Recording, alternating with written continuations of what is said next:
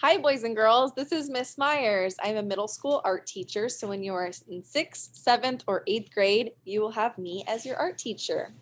Today I'm going to be reading this book. I got this book from Miss Weeby. You can find it in our little library. It's called The People's Painter, How Ben Shahn Fought for Justice with Art. It is written by Cynthia Levinson, and pictures are done by Evan Turk. Evan Turk is an illustrator who uses multimedia. So he uses painting, collage, oil, and ink to create his illustrations.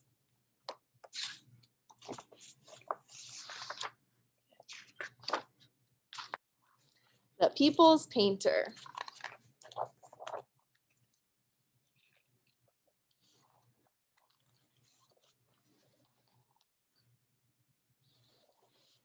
The first thing I can remember, Ben said, I drew. From the time he could grasp a pencil, Ben Shahn yearned to draw. Everything he saw in his village in Lithuania. His mama, Gittle's hands molding sturdy plates from slippery clay. His Tate, Hessel, carving stout chairs out of spruce trees, and his Tate's Tate, Zade, chiseling wooden skates so Ben could skim across the frozen Neris River. There they are. So Mame is mom, and Tate is father, and Tate means grandfather.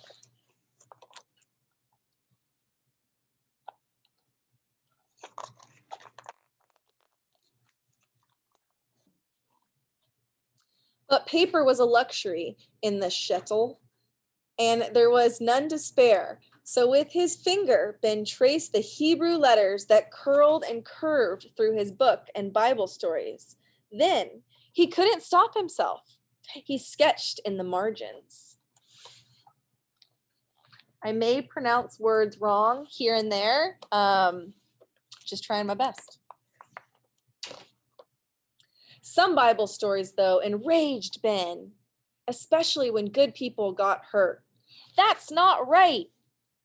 Ben also protested when Cheddar teacher wasn't fair.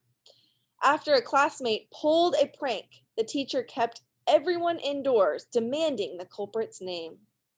I'm not going to tell who did it, Ben declared. I'm not going to pay for something I didn't do. Refusing to tattle, he walked out.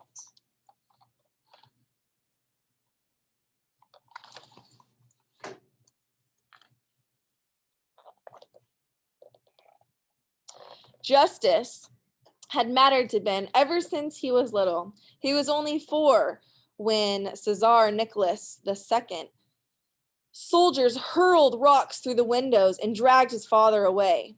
Just because Tate had been demanding fair pay for working people, he was banished to frigid, far off Siberia.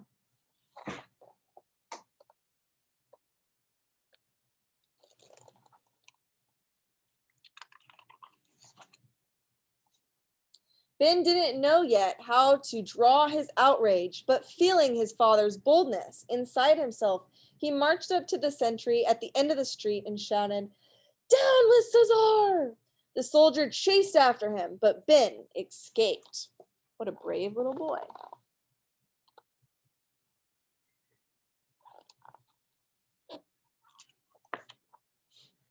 Tate eventually escaped too, and in the 1906, he made his way from Siberia to America. He wrote to Gittel, "Come." 8-year-old Ben, his brother Philip, his sister Hattie, and his mama packed their belongings. But Zaid could not leave the shtetl, the only home he knew.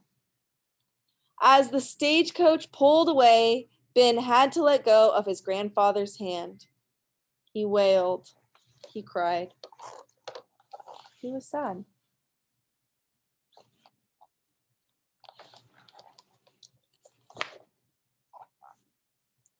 Here they are, saying their goodbyes. Some visual clues of where they're going.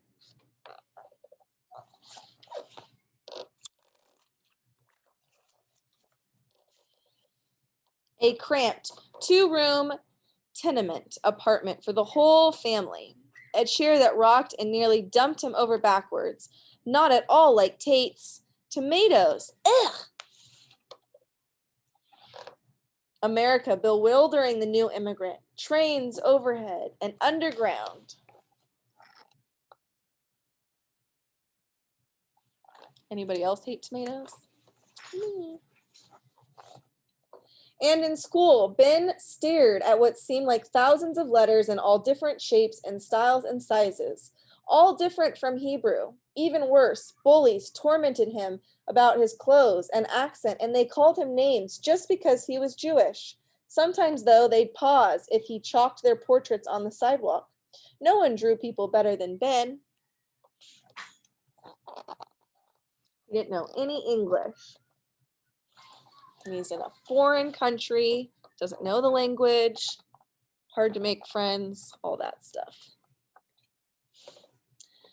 Seeing his craving to draw, a teacher gave him watercolors. Another paid him to pen calligraphy, elegantly curving letters, all in English. By the time he was 12, Ben was determined to become an artist. To do that, he needed to finish high school, go to college, learn about colors, lines, anatomy. But his father lost his job, and when Ben turned 14, his mother ordered him to leave school and go to work. He argued bitterly, send Philip instead. But his family needed whatever Ben could earn.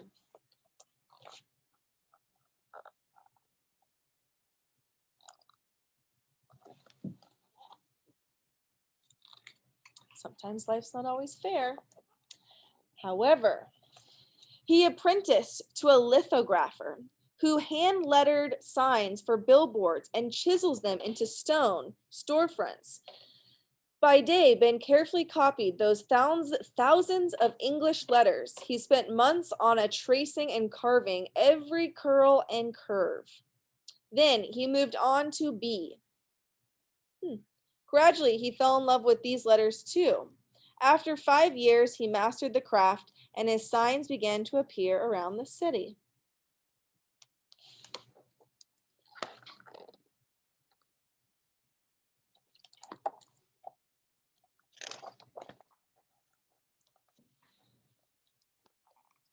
Meanwhile, at night, Ben went to art school, hoping to perfect his portraits. But there was a problem. Ben's teachers taught landscapes, purple-shadowed valleys, misty haystacks, field of cows.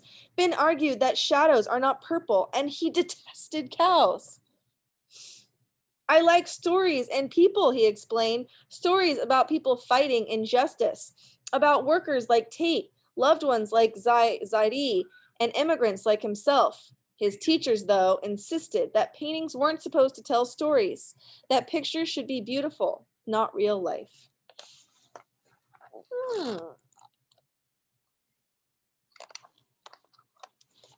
Paint it my way or the highway. Since he didn't want to portray pleasant pastures or cows, Ben wondered if he was an artist after all. Maybe he should only make signs.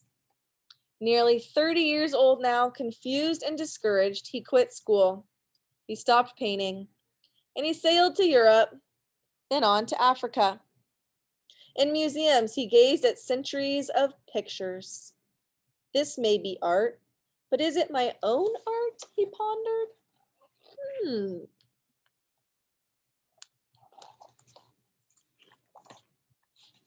During that time, protests over an unfair trial in America also caught Ben's eye. 2 Italian-American men, Nicola Sacco and Bartolomeo Vanzetti, were executed in 1927 for a murder they probably did not commit. I wish that I could pronounce their names better. The judge and jury believed they must be guilty since they were poor immigrants and they opposed democracy. Sounds like some white patriarchy. Here was something to paint, Ben later exclaimed, infuriated at the injustice. If I am to be a painter, I must show the world how it looks through my eyes, not theirs. What shall I paint? Stories. He returned home and told their tale in 23 pictures, even though his teachers had insisted that he must not tell stories. And people flocked to see them, even if they weren't pretty.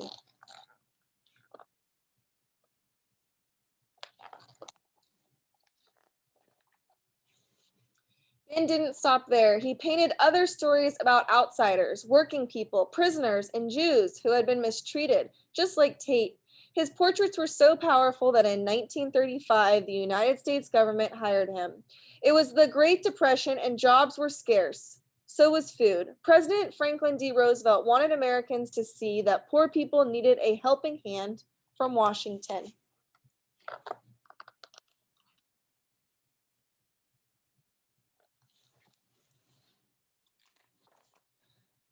For this job, instead of painting on canvas, Ben borrowed a camera with his friend, Bernarda Bryson, whom he later married. He crisscrossed the countryside, taking photographs that revealed hard lives in troubled times. Young cotton pickers in Arkansas, impoverished families in Mississippi, manual laborers in Louisiana, child coal miners in Pennsylvania. Many people didn't know how desperate things were until they saw Ben's photos, stories in schools, libraries, and magazines. They urged politicians to pass laws to make sure workers got jobs, families were fed, and children could go to school.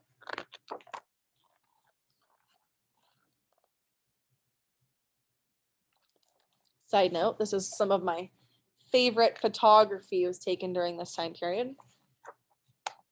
The government hired Ben again in 1937, this time to paint mural in a village named Jersey Homesteads. President Roosevelt's New Deal program had built the town so garment workers, most of them Jewish, could move from city tenements to the airy countryside. What story would Ben tell? His own. In the scenes, he showed immigrants, including Mama, arriving poor and bewildered in America, working hard, demanding fair pay, and finally settling happy in Jersey homesteads. To Ben, the village felt like a shatit.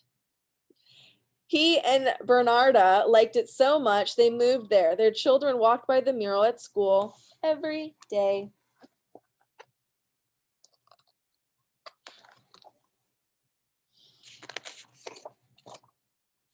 While some parts of the government displayed Ben's works, others didn't trust him.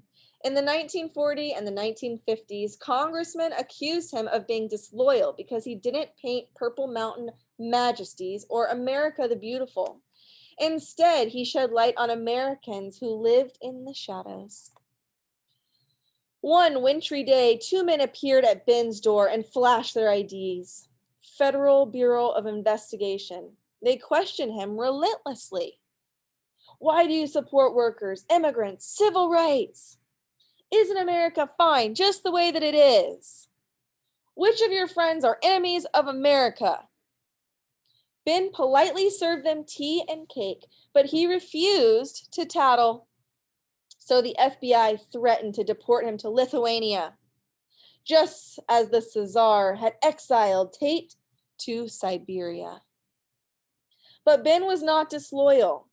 I am the most American of all American painters, he later said. Eventually, the FBI backed down. Anyway, threats had never scared Ben. I hate injustice, he declared.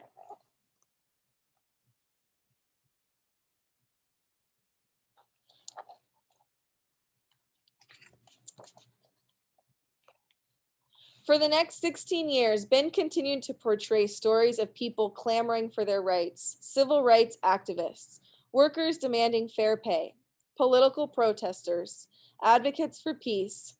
Americans loved Ben's art so much, they called him the People's Painter.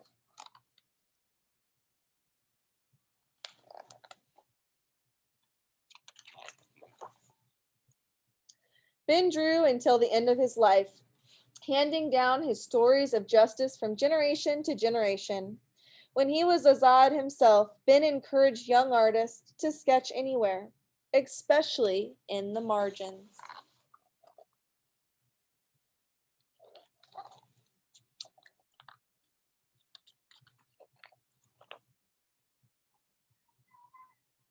If you liked this book, there's a whole lot more information on this last page that you are more than welcome to read. It kind of goes over the historical context, timeline-wise of his life, as well as some other things that they couldn't fit into the book about the author and who Ben Shahn was.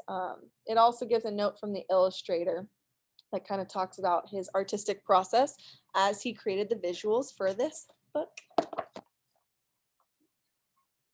Bibliography, because it's always important to know where our sources come from. All right, ladies and gentlemen, that's all I have for you. I hope that you enjoyed this book. Please check it out with Miss Weeby.